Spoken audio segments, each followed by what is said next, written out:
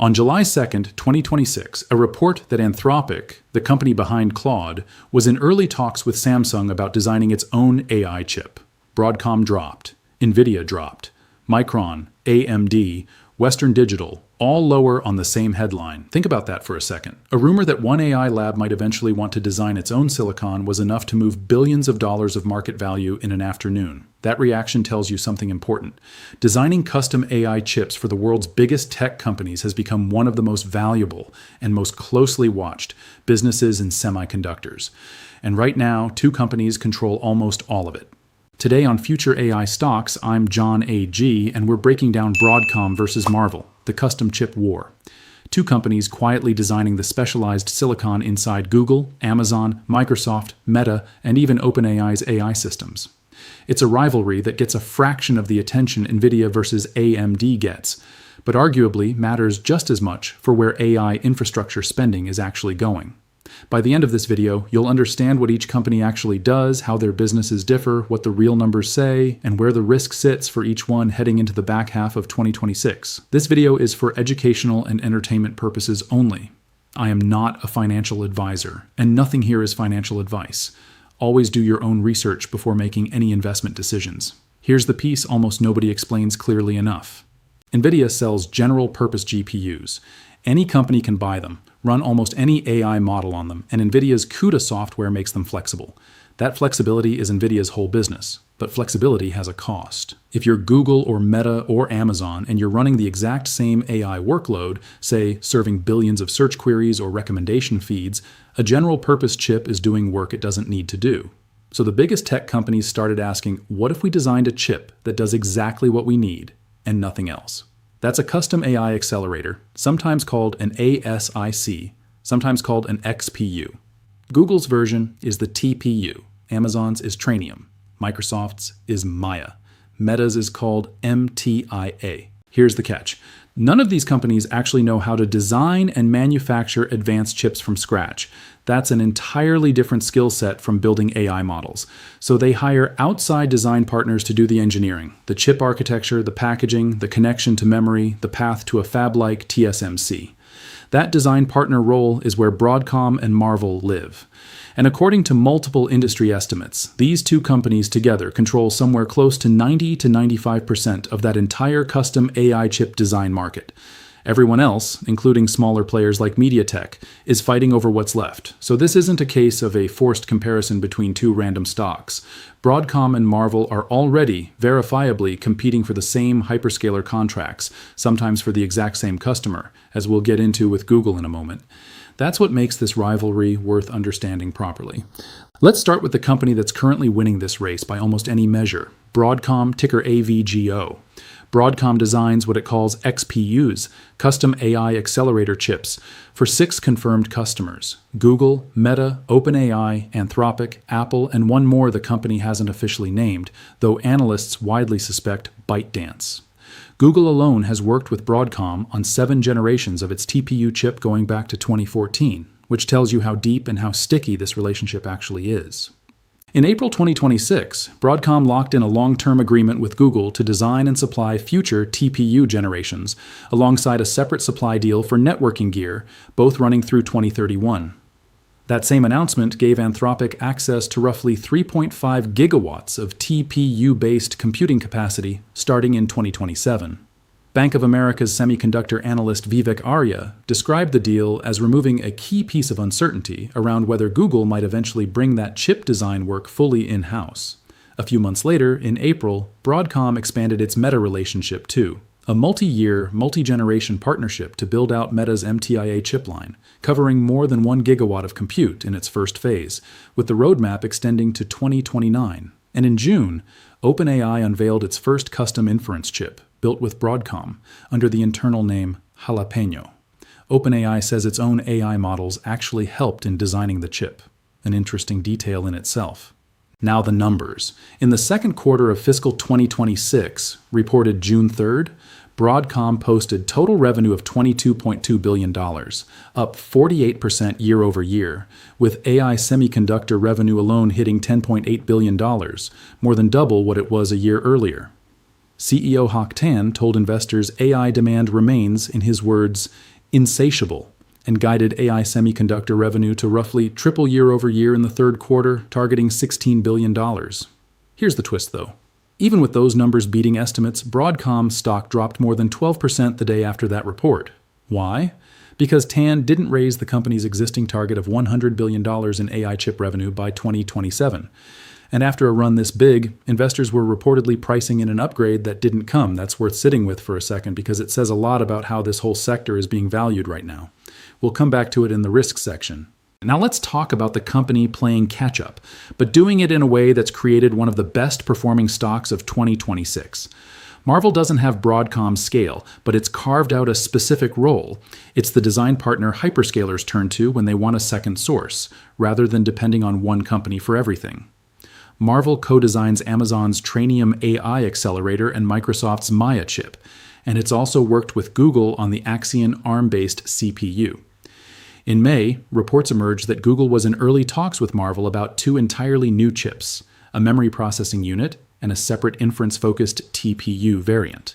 Importantly, this looks like diversification on Google's part, not a replacement of Broadcom. Google's supply chain now spans Broadcom for high-performance variants, MediaTek for cost-optimized versions, and potentially Marvell for these newer designs, alongside TSMC as the manufacturer for all of it.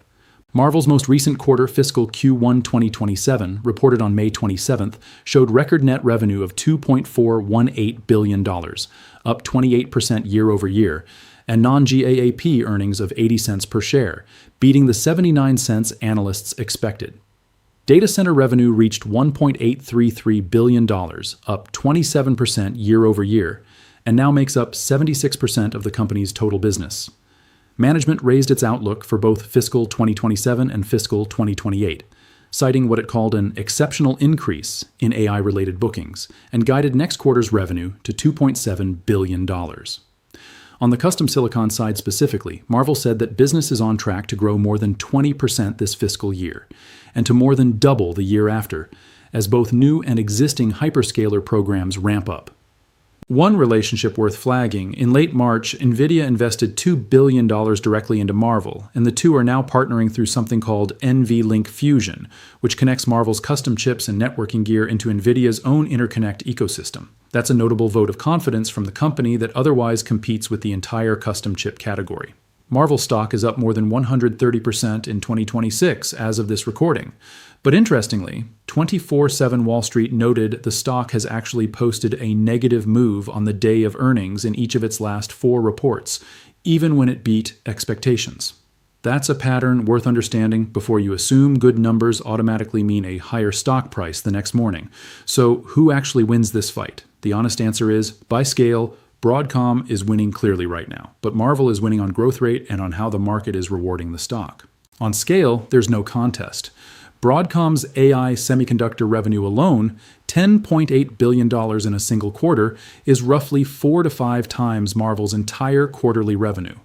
Industry estimates put Broadcom's share of the custom AI accelerator design market above 70%, with Marvell in the 20 to 25% range.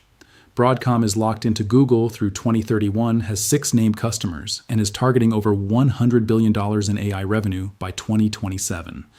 But Marvell is growing off a smaller base, which shows up differently in percentage terms and in how Wall Street is pricing each stock. Marvell's year-to-date stock performance has actually outpaced Broadcom's in 2026, driven partly by the Nvidia investment, partly by new design wins, and partly by the market's appetite for a second horse in this race that hasn't fully priced in the same expectations Broadcom now carries. There's also a structural point worth understanding. Google talking to Marvell doesn't necessarily mean bad news for Broadcom. Hyperscalers like having more than one design partner, so they're never fully dependent on a single vendor. The same logic that keeps 2 or 3 suppliers alive in almost every large industrial supply chain. Broadcom's 2031 agreement with Google and Marvell's newer conversations with Google can both be true, and both companies can grow at the same time. So this isn't really a one wins, one loses story the way it might get framed in a thumbnail. It's closer to a dominant leader with a locked-in multi-year backlog and a fast-growing challenger expanding its footprint from a smaller base, both riding the same underlying wave of hyperscaler spending on custom silicon. Let's be balanced here, because both of these stocks carry real risk alongside the growth story. Risk 1. Customer concentration. A handful of hyperscalers make up the overwhelming majority of both companies' custom silicon revenue. Marvell's data center revenue alone is 76% of its total business, concentrated among a small number of clients. If even one major customer slows its AI infrastructure spending or decides to bring chip design fully in-house, the impact on either stock could be significant.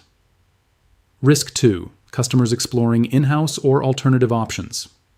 That July 2nd report about Anthropic exploring its own chip with Samsung, on top of earlier reporting that Anthropic had already been considering building custom silicon since April, is a reminder that even Broadcom's own named customers are actively hedging their hardware strategy. That doesn't mean Broadcom loses Anthropic as a customer, but it does mean the relationship isn't guaranteed to be exclusive or permanent. Risk 3. Valuation and expectations risk. Broadcom's stock fell more than 12% after a quarter, where AI revenue more than doubled year over year, simply because management didn't raise a target investors had hoped for. Marvell has posted negative reactions on 4 straight earnings days, even while beating estimates. In both cases, the bar set by the market may now be as important to the stock price as the actual business results. Risk 4. This sector is cyclical. Semiconductor demand tied to AI infrastructure build-outs has historically moved in cycles of rapid expansion, followed by periods of digestion. Analysts across multiple reports note that if hyperscaler capital expenditure growth decelerates even temporarily, both companies would likely feel it in their design win pipeline and their stock prices. None of this means either company is in trouble. It means the growth story and the risk story exist side by side, and it's worth understanding both before forming a view. Here's the frame to take away from all of this. The AI chip story has 2 competing philosophies. Nvidia sells flexible, general-purpose GPUs that any company can deploy immediately.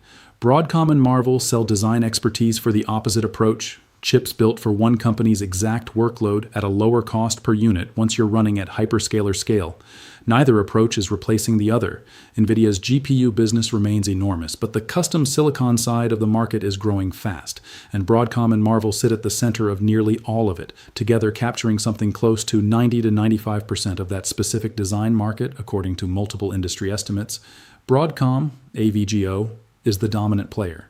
6 named hyperscaler customers, a Google relationship locked through 2031, and a stated target of over $100 billion in AI chip revenue by 2027. Marvell, MRVL, is the fast-growing challenger, an Nvidia-backed second option for Amazon, Microsoft, and increasingly Google, growing its custom silicon business off a smaller base but at a rapid clip. Both are direct bets on the same underlying trend. The same trend that made a single rumor about Anthropic and Samsung enough to move the entire chip sector on July 2nd. That's Broadcom versus Marvell, the custom chip war most investors have barely heard of, even though it sits right underneath the AI infrastructure story everyone's talking about.